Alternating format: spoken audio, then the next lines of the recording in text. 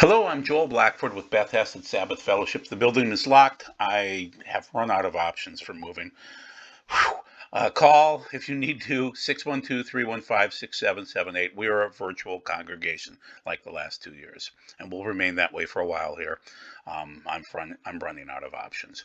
We do the philosophy of eschatology, what you need to know, our reality, our existence, what's going on. We try not to be disparate. We try to be Beth Hassan Sabbath Fellowship and deal with the fact that things are bizarre in the world right now. I'm arguing that we have modern pharaohs. We have a second Exodus occurring. That is in the Bible, and I'll show you the verses. We have signs, but I think the modern pharaohs are acting just like the first pharaoh from the first Exodus. But they're working kind of in concert, if that makes sense. So we'll discuss that today, and I think you'll like what we're going to do. It's the backstory, the reasons why these things are occurring, and they're godlike patterns. So we have God hardening Pharaoh's heart. That's also found in Romans 9:14 through 19. We have the first Exodus. We seem to have a second Exodus that's listed in the Bible. We have patterns occurring. This is from Joel Richardson in the upper right-hand side that talks about the second Exodus in the book of Revelation. So many people have done series on this about the second Exodus. It seems to be similar to the first, but I'm arguing that the Pharaoh's hearts, so there are many Pharaohs today, and their hearts are being hardened, just like the first one. We'll discuss why and how and when and whatever else. So first of all, the Pharaohs. So there's a picture of Macron from France and Jacinda Ardern from New Zealand, the Kiwi. Macron just lit a bonfire the other day here. He said, as for the non-vaccinated, I really want to blank them off, he told Le Parisien newspaper in an interview, using his French verb, I can't describe what it is. This is coming from France 24. He's really going out of his way to irritate everyone in France right now, and there are protests everywhere.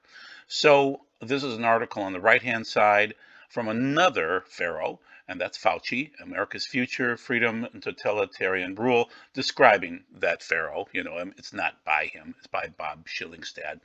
It is seldom that liberty of any kind is lost all at once, according to David Hume, and then they describe what's going on and the various phases, and the phases down below are bondage to spiritual growth to great courage, courage to liberty, liberty to abundance, abundance to complacency, complacency to apathy, apathy to dependence, and dependence right back into slavery. We seem to be going into slavery to the modern pharaohs, because there were pharaohs then. There's modern pharaohs now like Macron, Ardern, Fauci, and Trudeau up north in Canada. The lawyers up there are saying that their civil liberties are under unprecedented attacks. They're trampling Canadians' rights and freedoms. They're restricting their abilities to work, shop, travel, socialize. They're eroding their civil liberties again strategically. This is a planned erosion up in Canada against their pharaoh, Trudeau.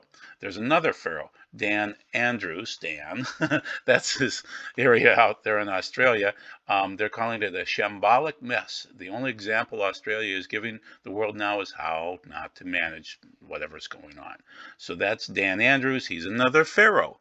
And so there's pharaohs with Trudeau, with Macron, Dan Andrews, Pharaoh, pharaohs all over the place. We do the philosophy of eschatology. We try not to twist the Bible. We give you philosophy, and also, we study the prophecy. I think there's a pattern that exists between the one Pharaoh of Egypt and the many pharaohs today, and we'll give you some of the stories behind the stories, the news too. So every single fall around September 23rd, and this is from 2017, you'll see the you'll see astrology from Revelation 12, which is Virgo reclining in the sky. The sun's behind her head, the moon is at her feet, and you'll see Leo next to her, and you'll see all of these signs, and she reclines every fall on Rosh Hashanah. Every fall, so you can't predict a rapture back in 2017 because there are unique circumstances every single year. But at some point in time, this is going to factor, and then we'll move into the second Exodus verses next now. So those verses are Isaiah 11, 11 through 16, Isaiah 19, very interesting section there, both of those. Isaiah 2 again, Jeremiah has a bunch of sections, Ezekiel 38, and 20 and 36 and 37. Please pause this and dig through these verses on your own. People tend to click off if I read all of these verses. This would take forever. But, so Amos, Micah, Hosea, and then Revelation 12, I'll read some of those. Do any of them specifically state a second Exodus with another set of pharaohs? No, not really, but it seems to be occurring.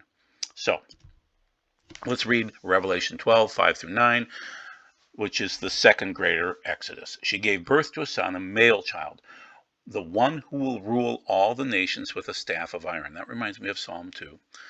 But her child was snatched up to God and his throne, and she fled into the desert. That's the second Exodus, where she has a place prepared by God so that she can be taken care of for 1,260 days, 3.5 years. Now there was a battle in heaven. Michael and his angels fought against the dragon, and the dragon and his angels fought back, but it was not strong enough to win, so that there was no longer any place for them in heaven. The great dragon was thrown out, that ancient serpent, also known as the devil and Satan, the adversary, the deceiver of the whole world. He was hurled down to the earth, and his angels were hurled down with him. That's Revelation 12. So that's basically describing the second Exodus occurring about the same time the dragon is hurled out, and there's a war in heaven and things like that, and it does describe the 3.5 years, the 1,260 days. So keep in mind that seems to be the time frame about the midpoint of the 3.5 or the 7 years. So God hardened Pharaoh's heart. Is that right? Well, according to Romans, for the Tanakh, that's the Old Testament, says to Pharaoh, it is for this reason that I raised you up, so that in connection with you I might demonstrate my power, so that my name might be known throughout the world. So then he has mercy on whom he wants, and he hardens whom he wants. So God raised up Pharaoh to crush him. And that seems to be right, because Pharaoh was already leaning before God gave him the last little push. and so Pharaoh was already going that direction, and we'll argue that and show that to you. So this came from a friend of mine when I was interacting with him. First, I'll read the verse, but Adonai made Pharaoh hard-hearted, so that he didn't listen to them, just as Adonai had said to Moshe, Exodus 9:12. So now here's my questions. What if God is hardening all of the world's leaders' hearts? No matter how horrific the plagues come against us, the world's leaders seem to be collectively hardened to push for mandates that cause us to groan. We seem to be going back into slavery. We must be jabbed, even though most will die from 3 different ways within 10 years. Must be tested, even though there will be false positives that will preclude the healthy workforce from being able to show up for work. Must destroy supply chains to our detriment. Must destroy businesses and families. Must destroy children's cognitive and emotional abilities. So it looks like we're going through some of the 10 plagues right now prior to even going into the tribulation. And keep in mind, I'm not arguing that we're in the tribulation, either the tribulation or the great tribulation. We're just in the birth pangs right now. But we're going through plagues. They're just not great enough right now. And you'll see my friend's answer coming up very shortly here. He said, I would agree with that, but I'll fold the hardening of their hearts into the larger process that God goes through with the wine of wrath, where they become drunk, but not with wine. They drink his wrath down to the dregs. People literally destroy themselves because they become drunk with power, anger, foolishness. So the point that he's making is that people are already moving along. Like, you don't just die of liver failure, you drink yourself into existence, and then finally it happens at the end. Okay? And so King Ahab down below here is drunk, and you'll see it. I saw Adonai sitting on his throne with the whole army of heaven standing by him on his right side and on his left. Adonai asked, who will entice Ahab, that's Ahab, King Ahab, to go out to his death at Ramoth Gilead? One of them said, do it this way, and another said, do it that way. Then the Spirit stepped up, stood in front of Adonai, and said, I will entice him. Adonai asked, how? And he answered, I will go and be a deceiving spirit in the mouths of all of his prophets. Because Ahab was already moving along this direction, so he was already inclined to listen to these lying, deceiving spirits. So Adonai said, you will succeed in enticing him. Go and do it. That's 1 Kings 22:19 through 22.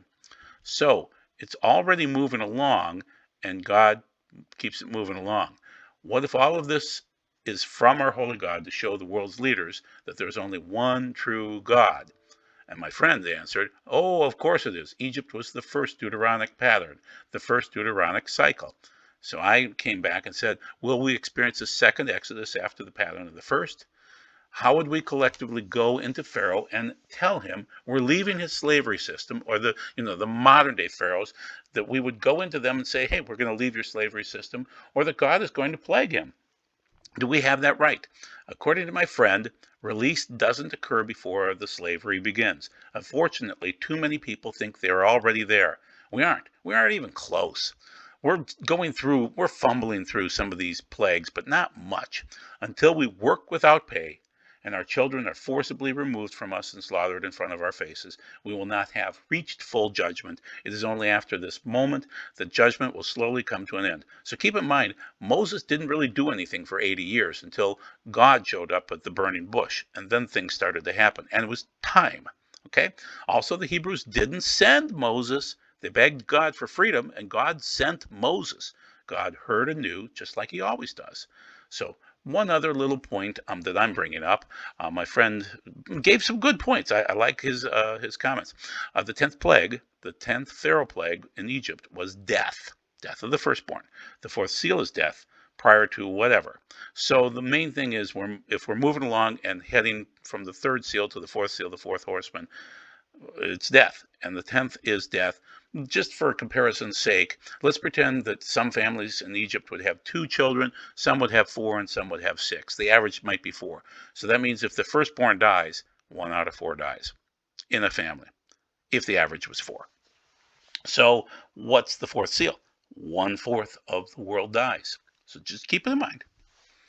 So now we're going to describe from J.J. Gross, writing in the Times of Israel, and it's a Parsha blog.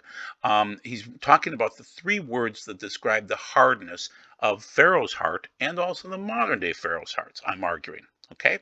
The root of kavod that is used in the opening of Parsha Bo to describe, so that's Exodus 10-ish. Hardening of Pharaoh's heart is just one of the terms the Torah deploys to describe this phenomenon of Pharaoh changing his mind. In this context, it is normally understood as meaning heavy, kavod. So if I was thinking about the beauty of heaven from either Ezekiel or Isaiah, I would be singing kavodo male olam, kavodo male olam. Okay, so kavod is heaviness. There's a heavy glory in heaven. Okay, and that he kavodoed his Pharaoh's heart in Exodus 10:1. So in Parsha Va'era, the other term is used, and that's chazak, and that's generally used at the end of every single book. So we would say chazak at the end of every single Torah book. End of Genesis, Exodus, things like that. We would say hazak, and a phrase there, okay? And that means strong or strengthened, okay? And that's from Exodus 7:13 and 9:35. Another term used but only once is kashay, which is hardened, and I shall kashay the heart of Pharaoh, from 7:3. Interestingly, when the words kashay and hazak are used, it is clearly God who is making this happen. By contrast, until the opening of Parsha Bo, the term kavod seems to imply something that occurs naturally to Pharaoh or something he does to himself. Like, as I mentioned, if you've been drinking for 60 years and your liver is shot, you've been doing it all that time. It's natural that your liver is going to be shot after drinking 60 years. It is not something that God implants in him. So the alcoholic drinks himself to the certain level, then finally dies. And so Pharaoh was heaviness of liver, definitely. You can see it in these men that have been drinking their whole lives, and you can just see it in their midsection. Their livers are huge and heavy. Okay, and toxic. So the hardening of Pharaoh's heart. I will harden Pharaoh's heart and multiply my signs and my wonders in the land of Egypt. So continuing on, and this is again J.J. Gross in the Times of Israel in his blog, I would like to suggest that kavod does not mean heavy, and hazak does not mean strong. After all, what exactly is a heavy heart? In our parlance, a heavy heart signifies remorse, sadness, and sensitivity. Not the case here. Rather, I suggest the root kavod here refers to honor, as in kavod, and hazak means reinforced, as in God merely reinforces Pharaoh's natural inclination. It's depressing to look at the picture down in the lower left-hand side, but this is a young man who was standing on the edge of a cliff and taking a selfie, and he leaned over a little bit too far and he fell and he died. So keep in mind that's Pharaoh. That's in many cases these long-term alcoholics and this young man that really shouldn't have been leaning over the edge to take that really cool selfie because he died. So that's what I'm arguing with these cases. People are leaning, and gravity eventually affects it and takes them right over. It's too bad. Okay, now we're moving on to the next section, which is reconciling Pharaoh's plagues versus the modern day Pharaoh's plagues in Revelation. So we have the 10 plagues of Pharaoh: blood, frogs, gnats, flies, livestock, boils, hail, locusts, darkness, firstborn. As I mentioned, keep in mind the last one is death of, I'm arguing, somewhat 1/4 of their population, because if they had 2 kids, 4 kids, 6 kids, the average would be 4, and the firstborn would be dead. So that would be 1 out of the 4. I'm also arguing that when you're looking at Revelation, try to break it into the seals being before everything occurs, the trumpets during the first tribulation time frames, and then the great tribulation are the vials. And so if you look at the final 3 trumpets, which are called the 3 woes, and add them together with the bowls or the vials, they're called bowls or vials in the Bible, depending upon how you translate.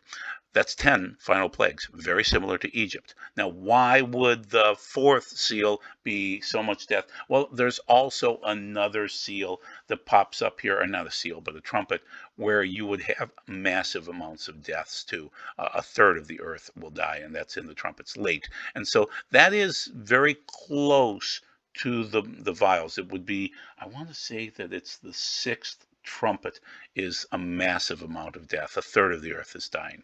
So just keep in mind, there are 2 different sections of massive deaths: the 4th seal, and then I believe the 6th trumpet. So, as I've stated before, the first 4 of the trumpets are just called trumpets, and they seem to be natural occurrences from outside our cosmos coming towards the earth, and they are gradually increasing in size, either asteroids or mountains coming at us. And then we move into trumpet number 5, which is the first woe. The abyss opens and it's horrific. Then the other 2 woes, and then the bowls after that. So just keep it in mind that you have that 10, and there is a chiastic structure that could match up with our first Exodus.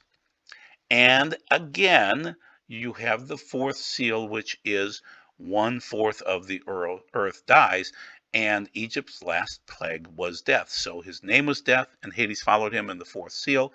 Well, death is the death angel of Egypt's last plague. So just it doesn't harmonize perfectly. It's not the last plague in each case, but it is from Egypt, and it seems to be happening right now.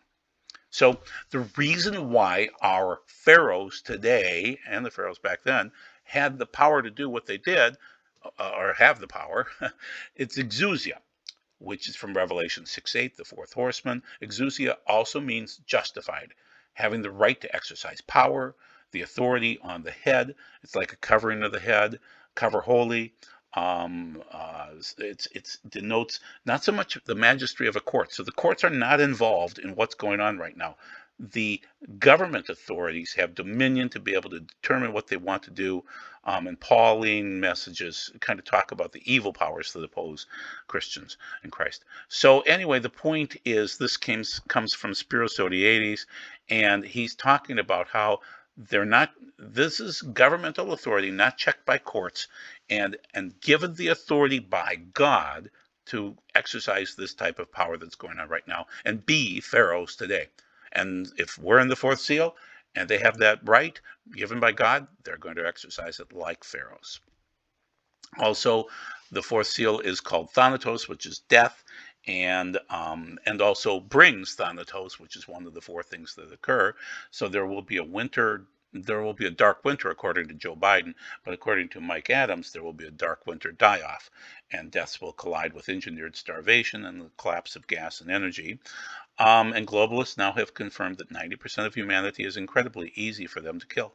Most people have zero backup food supplies, no backup water storage, no ability to produce their own food, no means of self-defense, no backup communications, etc. That's now, and that's Thanatos. That's death, people. And that seems to be what's occurring right now. And it seems as though our leaders that are given that governmental authority by God are manufacturing this. So we're in the birth pangs. We seem to be moving from the third seal, the fullness of it, to the fourth seal. We are not in the first part of the tribulation, the first 3.5 years. We are not in the Great Tribulation. I'm arguing that the second Exodus begins probably about between the between the 7 years, right about at the midpoint. It seems to be when it starts. So there is a route from the first Exodus that seems to be that kind of lime green picture here, or lime green color rather, coming out of Goshen. And then there's a second Exodus route potentially.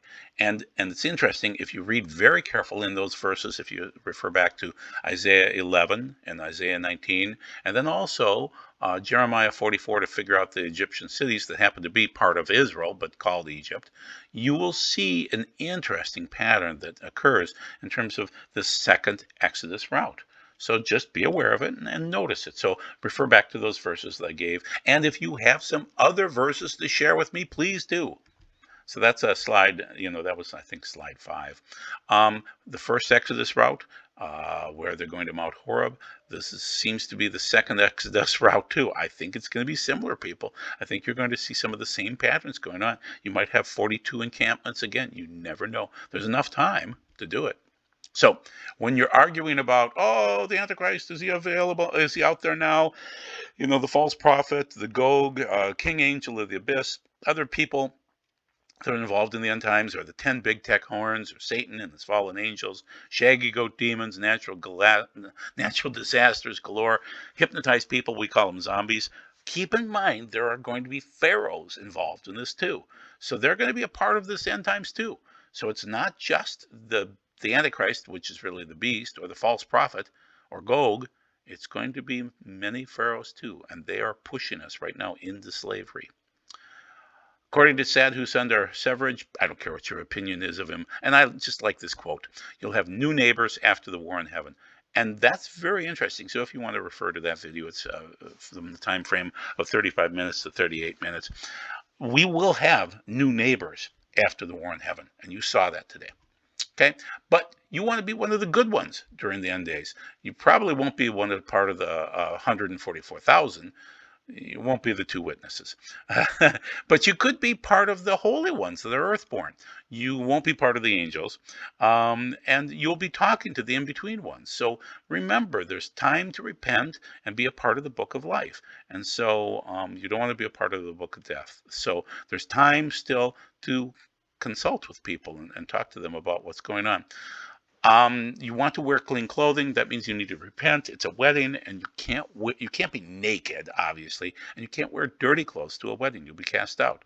So one more thing: Doug Hamp and Scotty Harwell and John Haller they're the hosts of his prophecy roundtable every Thursday night, and I weigh in with my opinions and questions during their show. And so I'd like to cite one little thing because we're done with the other part of the video. Will the days of Noah from Matthew 24:37 be 150 days or 5 months, as found twice in Revelation 9? For the Son of Man's coming will be just as it was in the days of Noah. So if you hear the word days of Noah, why wouldn't it be the days of Noah? Days of Noah. Oh my goodness, I hope this doesn't happen again. I'm sorry, my computer's acting up again. I'm having problems at the 22-minute mark each time. Okay, everything in whose nostrils was the breath of life, or the spirit of life, whatever was on land, dry land died. He wiped out every living thing on the surface of the ground, not only human beings, but livestock, creeping animals, and birds in the air, and they wiped out from the earth. Only Noah was left, along with those who were with him in the dark. The water held power over the earth for 150 days. That's Genesis 7:22 through 24 in the complete Jewish Bible. So basically, it's talking about those 150 days of Noah. So why wouldn't the days of Noah be the days of Noah? And Revelation 9, remember I talked about the three woes? This is the first of them. The locusts were not allowed to kill them, only to inflict pain on them for 5 months. That's 150 days. And the pain they caused was like the pain of a scorpion sting. They had tails like those of scorpions with stings, and then their tails was their power to hurt people for 5 months, 150 days. So that's Revelation 9:5 and 9:10. So keep in mind, that's what's going on. I'm sorry, I'm having problems with my computer clicking on me. So anyway, be blessed. Thank you for this time. And I think you'll look around and see that these are modern day pharaohs. Be blessed. Bye bye.